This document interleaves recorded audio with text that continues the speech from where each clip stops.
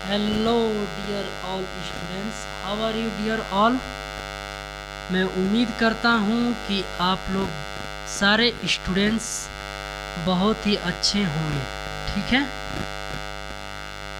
Dear, जितने भी इस चैनल से जुड़े हुए हैं, चाहे वो क्यूसी के स्टूडेंट्स हों या अदर स्कूल के, आप सभी को फिर से इस चैनल के माध्यम से, और यह चैनल क्यूसी हिंदी क्लासेस की तरफ से सबको फिर से एक बार बहुत सारी शुभकामनाएं और बहुत सारी बधाइयाँ। जैसे कि आप लोग जानते हैं कि आज 5 सितंबर है और आज हमने शिक्षक दिवस के रूप में भी मनाया है ना आप लोग। चलिए, तो 5 सितंबर डॉक्टर सर्वपल्ली राधाकृष्णन के जन्म दिवस के रूप में मनाया जाता है और यह हमारे देश के द्वितीय राष्ट्रपति और प्रथम उपराष्ट्रपति रहे हैं। ठीक है, तो डियर, आज का दिन हम कह सकते हैं कि बहुत ही अच्छा दिन है और इसलिए हमने सोचा है कि इस दिन से आज हम लोग बहुत ही एक अच्छा इम्पोर्टेंट चैप्टर भी पढ़ने वाले हैं। और ये चैप्टर, जैसे कि आप लोग बोर्ड पर देख रहे हैं, हिंदी व्याकरण, यानी कह सकते हैं कि यह चैप्टर उतना ही इम्पोर्टेंट है जितना हमें अपने लाइफ में और भी चीज़ें जो इम्पोर्टेंट है। यानी इस चैप्टर से हमें व्याकरण से, जो हिंदी व्याकरण है, इससे बड़े से बड़े कंपटीशन में इस चैप्टर से, यानी इस बुक से कुछ न कुछ क्वेश्चन जरूर आता है। ठीक है, तो मैं बहुत ही निचली कक्षा से लिया हूँ, यानी कह सकते हैं कि थर्ड क्लास से इसलिए मैं स्टार्ट किया हूँ ताकि बच्चे जो हैं बिल्कुल सरल से कठिन की तरफ बढ़ें, यानी वो छोटे से छोटे बच्चे इसको समझें और जानें। ठीक है, तो आइए हम लोग व्याकरण को जानेंगे कि व्याकरण क्या होता है, व्याकरण किसे कहते हैं और व्याकरण का अर्थ क्या होता है। ठीक है, लेकिन उससे पहले हम भाषा पर चलेंगे। व्याकरण को समझने के लिए सबसे पहले हम भाषा शब्द पर चलें। भाषा किसे कहते हैं, भाषा का विकास कहाँ से हुआ, पूरा वर्ल्ड में भाषा कितनी होती है, एक एक इम्पोर्टेंट बातें जानेंगे और समझेंगे। लगभग पूरे विश्व में भाषा जो होती है लगभग 3000 भाषाएं बोली जाती हैं। कितनी भाषाएं? लगभग 3000 भाषाएं, जिसमें हिंदी, उर्दू, संस्कृत, मैथ और भी सारी भाषाएं आती है इसमें। ठीक है, तो भाषा शब्द हमने इसलिए लिया क्योंकि अगर हमें व्याकरण को समझना है, व्याकरण शब्द को जानना है, तो भाषा को जानना पड़ेगा। इसलिए हमारा जो पहला ही चैप्टर है वो है भाषा और व्याकरण।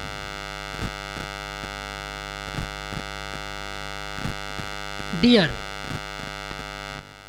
भाषा, जब इस धरती पे मानो भाषा से परिचित नहीं था तो अपने मन के विचारों को, भावों को संकेतों के माध्यम से अभिव्यक्त करता था। लेकिन धीरे धीरे जैसे जैसे भाषा का विकास हुआ, वैसे वैसे मनुष्य इस धरती पे बोलना, लिखना, पढ़ना सब सीख लिया।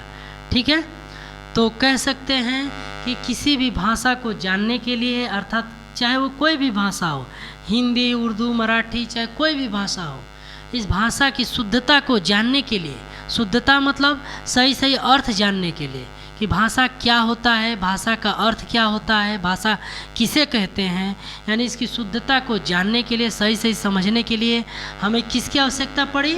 इसी व्याकरण की आवश्यकता पड़ी।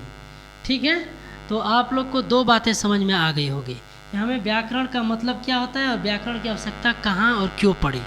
ठीक है, मैं फिर से एक बार बता देना चाहता हूँ कि हमें व्याकरण की आवश्यकता क्यों पड़ी।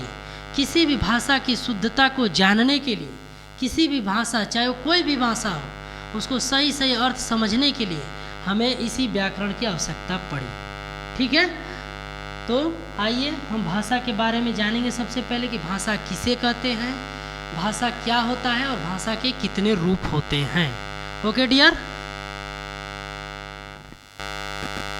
एवरीवन डियर, तो आइए हम इस चैप्टर को शुरुआत करते हैं। और भाषा को इंग्लिश में लैंग्वेज बोलते हैं। मैं इसलिए हिंदी और इंग्लिश में कोशिश करूँगा कि दोनों शब्द जब भी मैं पढ़ाऊँ और जहाँ मुझे ज़रूरत पड़े वहाँ पे इंग्लिश शब्द ज़रूर यूज करूँ, क्योंकि छोटे से छोटे बच्चों को ये सारी चीज़ जानकारी हो सके।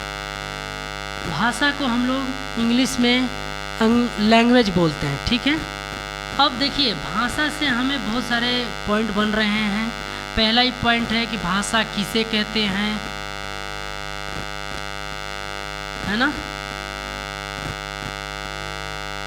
भाषा किसे कहते हैं, भाषा के कितने रूप होते हैं,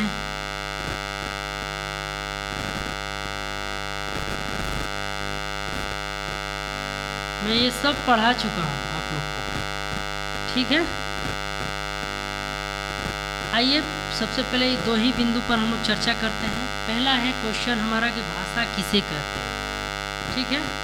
तो मैं आप लोग को बता चुका हूँ कि जब मनुष्य इस धरती पे आया तो उसके मन में, उसके विचार में कोई न कोई बातें जरूर रही होंगी, और अपने भावों को, विचारों को उसको दूसरों के सामने रखने के लिए क्या करता था, आदान प्रदान करना, यानी अपनी बात को दूसरे के सामने रखना। जो अपने मन के अंदर की जो भाव विचार हैं उसको दूसरों के सामने रखना, और दूसरे के बातों को खुद समझना, जानना, यानी एक शब्द में हम लोग कह सकते हैं आदान प्रदान करना, ठीक है। चाहे वो लिख कर करें या बोल कर करें, वो क्या कहलाता है, भाषा कहलाता है। क्लियर है।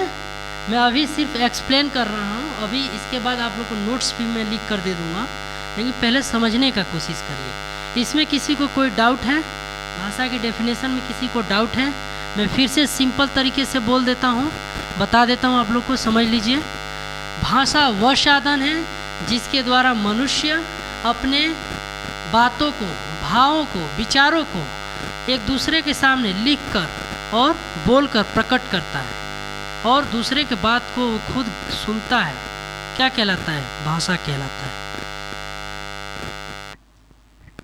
ओके डियर, तो जैसे आप लोग को पहला पॉइंट क्लियर हो चुका है, इसमें किसी को डाउट नहीं होना चाहिए। अब आते हैं दूसरा पॉइंट। दूसरा पॉइंट है कि भाषा के कितने रूप होते हैं। तो मैं आप लोग को बता चुका हूँ, भाषा के मुख्यतः दो ही रूप होते हैं। कौन कौन सा?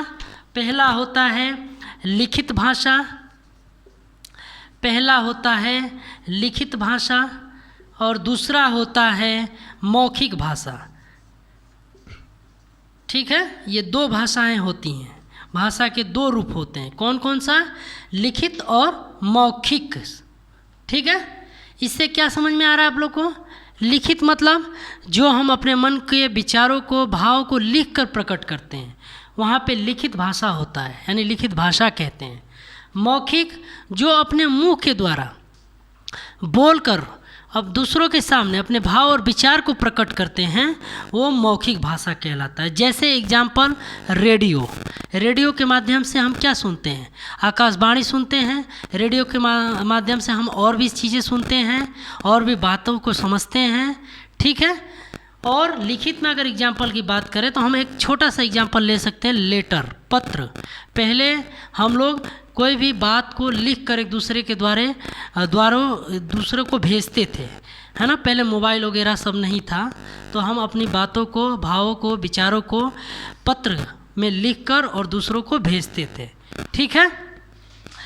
तो मैं उम्मीद करता हूँ कि ये भी पॉइंट आप लोग को समझ में आ गया होगा। अभी सिर्फ मैं एक्सप्लेन कर रहा हूँ, इसके बाद आप लोग को इसका डेफिनेशन और बाकी सब नोट्स भी दे दिया जाएगा, लेकिन पहले इसको समझना और जानना ज़रूरी है। तो मैं उम्मीद करता हूँ कि ये दोनों चीज़ आप लोग को समझ में आ गया होगा।